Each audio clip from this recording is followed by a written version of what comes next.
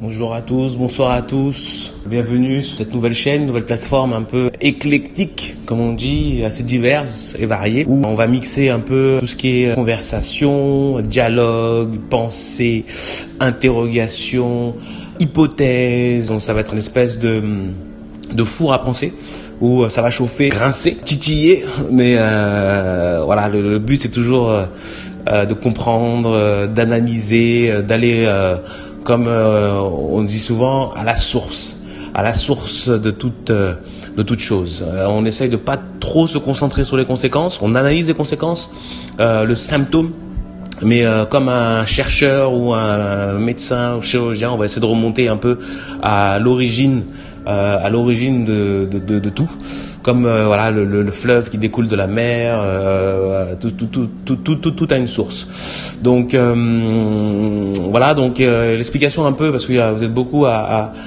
nous demander ce que veut dire Ubi. Donc Ubi vient du mot ubiquitous en anglais,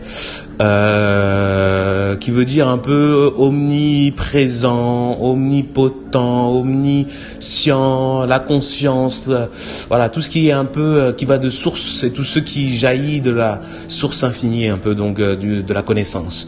Donc comme la pensée jaillit, on ne sait pas d'où elle vient, elle jaillit en nous, elle nous prend d'un coup, on ne sait pas quoi en faire. Certaines pensées peuvent nous stresser, certaines pensées peuvent nous stimuler, certaines pensées peuvent nous faire du bien, certaines pensées peuvent nous faire du mal, certaines pensées peuvent nous mettre en colère, certaines pensées peuvent nous mettre dans un état de bien-être et de bonheur.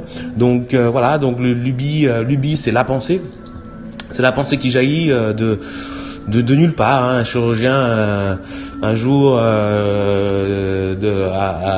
était en pleine opération, et un médecin un peu ouvert lui dit est-ce que tu sais que voilà, il y a l'âme avec le corps, et en ouvrant le corps il n'a pas trouvé d'âme, mais l'autre médecin lui répond est-ce que en ouvrant le cerveau tu vas trouver des idées. Donc c'est quelque chose de non matériel, peut-être à notre niveau de savoir scientifique et technologique, mais tout est énergie, fréquence, onde, on reviendra dessus plus tard, mais voilà, donc comme l'ubi, la pensée, c'est une énergie qui peut se transmettre. Souvent on a souvent ces impressions soit de déjà vu, ou soit ces impressions où on pense la même chose au même moment, où on pense quelque chose avant que l'autre le dise. Donc tout ça nous amène après à nous comprendre comment ça marche. Donc on n'est pas des scientifiques, on n'est pas des spécialistes de quelque chose, d'un domaine fermé. On touche un peu à tout, et surtout on touche d'abord à nous-mêmes, à notre pensée, on analyse, on essaye de comprendre à notre niveau. Donc il y aura peut-être des erreurs, il y aura peut-être des interprétations, il y aura peut-être des faits avérés ou non. On n'est pas des experts, encore une fois, donc à tout moment on peut être corrigé, on peut être revu, on peut être relu, on peut être questionné, et toujours pour le bon de s'améliorer. Il n'y a pas de questions bêtes, il n'y a pas d'erreurs bêtes, il n'y a pas de jugement, surtout il n'y a pas de jugement. On va essayer vraiment de s'interroger sur tout, pour essayer de comprendre. Moi j'ai souvent fait seul dans mon coin ou avec quelques amis, mais en général on est plutôt seul dans son coin, et la vie fait qu'on rencontre des personnes qui nous éclairent encore un peu plus, qui nous apprennent encore un peu plus sur les leçons de la vie, parce que je pense que la vie aussi est un processus d'apprentissage, de connaissance. Donc il faut qu'on soit plusieurs pour naître. Voilà, donc tout ça pour résumer la pensée Ubi, et voilà, donc tous ceux qui aiment penser, qui aiment réfléchir. Donc après il y en a qui aiment pas réfléchir, mais ceux qui aiment pas réfléchir, souvent c'est que leur réflexion les met mal à l'aise, ou leur pensée les met mal à l'aise. Mais là aussi il faudra aller chercher pourquoi, plutôt que d'attendre, de laisser passer, de laisser pour ceux qui veulent, bien sûr, c'est un choix de comprendre. Il y en a qui veulent pas comprendre, donc c'est pas forcément aussi mauvais aussi, donc tout est nécessaire. Donc il n'y a pas de jugement vraiment sur aucun type de sujet que ce soit. On peut partir d'une hypothèse, d'un préjugé, et après on va essayer de le déconstruire, parce que tout ça c'est que souvent illusion de l'ego. On va en parler aussi, du mental qui peut être aussi assimilé à l'ego, ou qui fonctionne et qui est un instrument de l'ego, et le cœur qui s'oppose, ou qui va dans une autre direction, et qui lui réagit à l'amour. Donc je pense qu'il y a vraiment deux énergies, deux émotions principales principal dans l'être humain, c'est la peur qui vient de l'instinct un peu reptilien, animal, et l'amour qui vient un peu de notre part un peu divine et unique, tout à chacun sur cette terre. Donc on va aussi redéfinir un peu ce que c'est, essayer de comprendre les différents types d'amour, parce que c'est devenu un mot qui est assez large et qui ne veut plus dire peut-être grand chose, ou qui a été corrompu au fil du temps, avec tout un tas d'endoctrinement, de formatage. Ça passe par la télé, le cinéma, la musique, toutes les formes d'art qui peuvent aussi véhiculer un certain type unique d'amour ou de relation, un certain type défini qui est considéré comme bien, alors que voilà. Et donc quand on vit quelque chose de différent, on est tout de suite marginalisé, on est tout de suite défini comme anormal, comme quelque chose de bizarre, quand on se met pas dans la ligne fixée déjà par une société définie, dans un endroit du monde défini.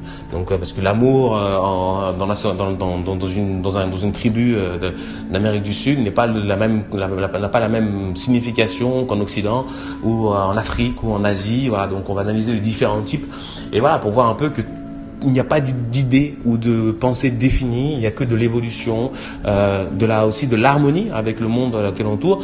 On est sûr que si on a des buildings autour de nous, par rapport à quelqu'un qui a de la nature autour de lui, la conception de l'amour sera différente. Elle sera peut-être plus douce, plus calme, plus réfléchie. Alors que dans une ville qui bouge qui va à 200 à l'heure, on aura quelque chose de plus rapide, d'intense, où on veut tout de suite.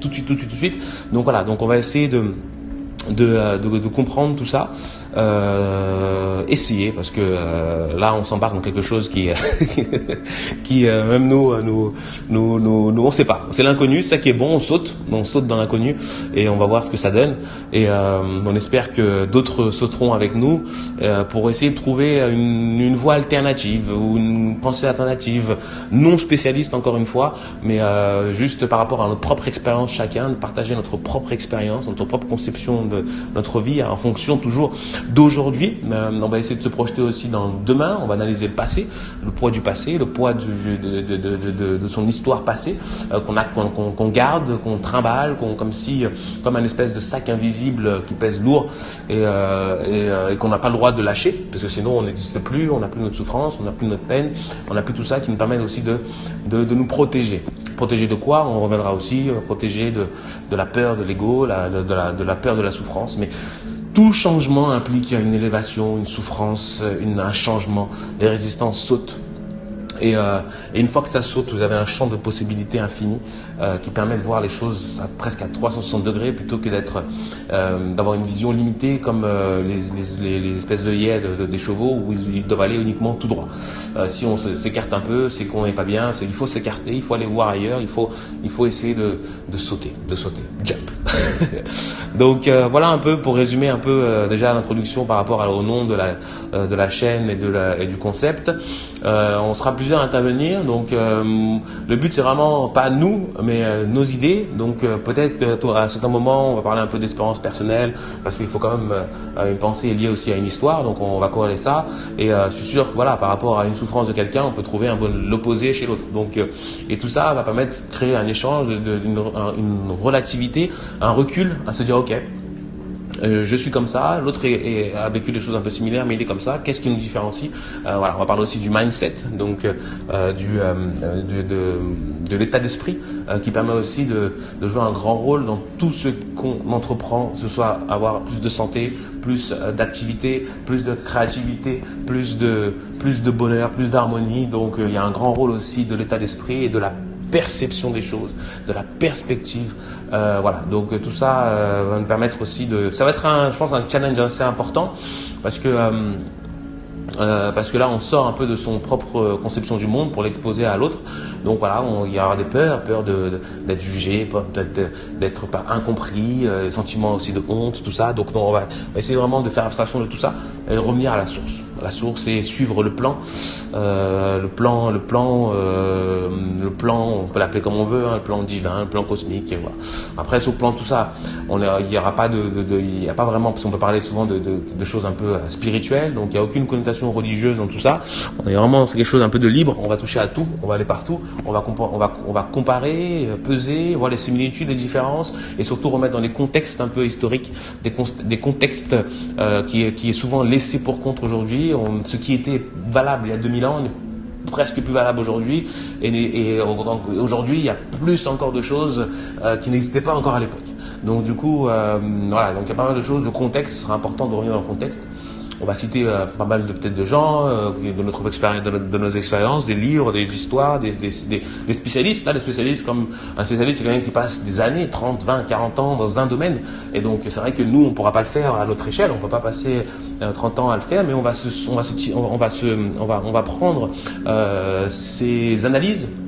On va prendre son histoire pour pouvoir aussi la mélanger à une autre histoire, à un autre spécialiste. Et voilà. Et aujourd'hui, les compétences scientifiques, médicales se réunissent. Voilà. Avant, on avait le neurologue, le psychologue. Aujourd'hui, on a la neuropsychologie. On s'est rendu compte que on ne peut pas compartimenter l'être humain, que ce soit dans son état d'esprit, dans sa psychologie, dans son corps. Tout est lié. Donc, on va essayer de relier aussi les différents domaines à notre niveau. On est un groupe assez, voilà, on est jeune, on a envie de s'améliorer, on a envie de faire plein de choses. Donc pour ça, on essaye de créer quelque chose qui pourrait aussi nous apporter quelque chose à nous au niveau de nos pensées, de nous faire évoluer et surtout d'avoir le maximum d'expérience possible de gens pour pouvoir vraiment comprendre. On va faire une banque de données de la pensée universelle. Ce sera intéressant. Donc merci à tous, merci et voilà, sans vraiment de prétention à vouloir enseigner quelque chose. On est tous des élèves, voilà, donc on a tous des choses à apprendre et apprenons ensemble. Merci. Ubinej.